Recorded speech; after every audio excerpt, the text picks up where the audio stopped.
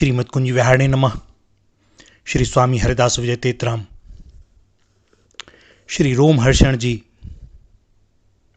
सूत जाति के थे। ये भगवान वेद व्यास जी के परम प्रिय शिष्य थे। भगवान व्यास ने इन्हें समस्त पुराणों को पढ़ाया और आशीर्वाद दिया कि तुम समस्त पुराणों के वक्ता हो जाओगे,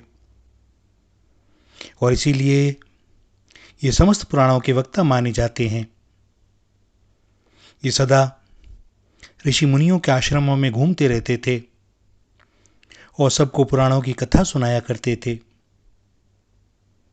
नैमिषारण्य में 88,000 ऋषि निवास करते थे।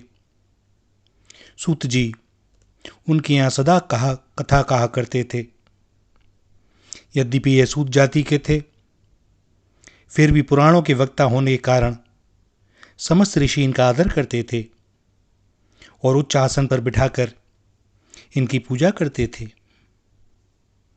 इनकी कथा ऐसी अद्भुत होती थी कि आसपास के ऋषिगण जब सुन लेते थे कि अमुक जगह पर सूत जी आए हैं, सभी दौड़ दौड़ कर इनके पास आ जाते और भगवान की विचित्र लीला कथाएं सुनने के लिए इन्हें घेर कर चारों ओर बैठ जाते। प्रथम तो ये सब ऋषियों की पूजा करते, उनकी कुशल क्षेम पूछते और तब पूछते कि हे ऋषियों, मुनिवरों, आप कौन सी कथा मुझसे सुनना चाहते हैं।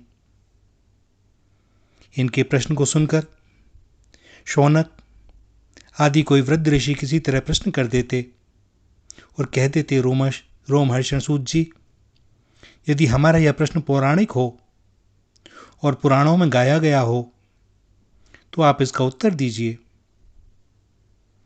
और ऐसी कौन सी बात जो पुराणों में ना हो।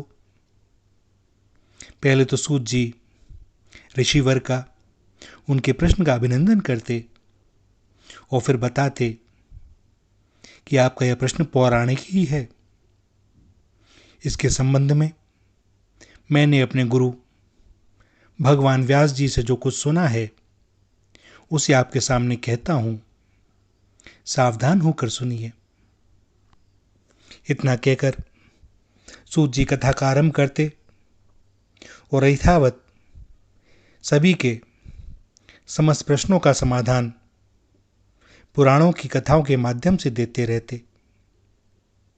इस प्रकार ये सदा भगवत लीला कीर्तन में लगे रहते थे। इनसे बढ़कर भगवान का कीर्तनकार और कौन, किंतु इनकी मृत्यु भगवान बलदेव जी के द्वारा हुई। नैमिषारण्य में तीर्थ यात्रा करते हुए बलदेव जी पहुंचे। ये उस समय व्यासपीठ पर बैठे थे, सो उन्हें देखकर उठे नहीं। इस पर बलराम जी को क्रोध आ गया और उन्होंने इनका सिर काट लिया। ऋषिवरों ने कहा, बलराम जी, यह आपने अच्छा नहीं किया। हमने इन्हें दीर्घ आयु देकर इस उच्चासन पर बिठाया था। आपको ब्रह्महत्या का पाप लगा है, आप प्रायश्चित करें। यह जो बलराम जी के द्वारा सूत जी का वध हुआ, भैया, यह भी एक प्रकार की लीला ही है। अन्यथा भगवान शेष को अपना मान इतना प्रिय लगे, ये संभव नहीं। किंतु भगवान की लीला में जो होना होता है सो होता है। और ऋषियों की आज्ञा मानकर बलदेव जी ने, ऋषिवरों ने उनको ब्रह्महत्या का जैसा प्रायश्चित बतलाया था वैसा किया। और उस समय से उनके पुत्र उग्रश्रवा को वह गद्दी सौंप दी गई और तब से रोमहर्षण की जगह उग्रश्रवा पुराणों के वक्ता हुए। आत्मा वै जायते पुत्रः, इस नाते से उग्रश्रवा में अपने पिता के समस्त गुण उपस्थित थे और वह भी उसी प्रकार से पुराणों की कथाएं कहते रहते हैं। भैया, संभवतः 10 वर्ष पूर्व यह दासनेमी शरण गया था।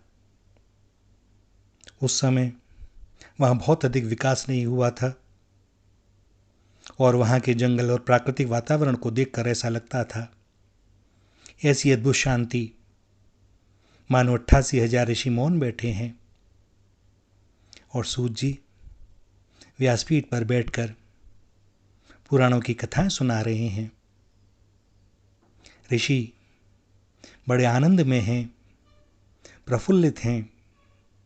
प्रेम सबके हृदय में उत्ताल तरंगे भर रहा है और भगवत कृपा से इस सब का आभास इस अधमदास को भी हुआ और आज भी लगता है कि वहाँ ये कथा चल रही है, अनवरत चलती ही रहेगी। न ऋषि उठते हैं और न सूत जी। भगवान की लीला कथा होती ही ऐसी है, न सुनने वाला तृप्त होता है न सुनाने वाला। श्री राधा, श्री राधा, श्री राधा।